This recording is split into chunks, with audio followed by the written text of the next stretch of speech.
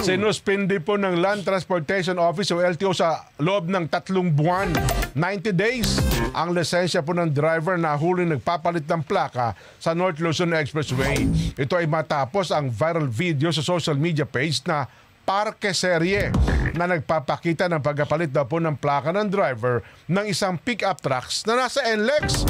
Ayon sa DOTR, inisyu rin ng isang show cause order sa driver ng pick-up truck para ipaliwanag kung bakit hindi siya dapat makasuhan para sa paglabag sa mga probisyon sa ilalim ng paggamit ng number plates sa ilalim daw po ng Land Transportation and Traffic Code.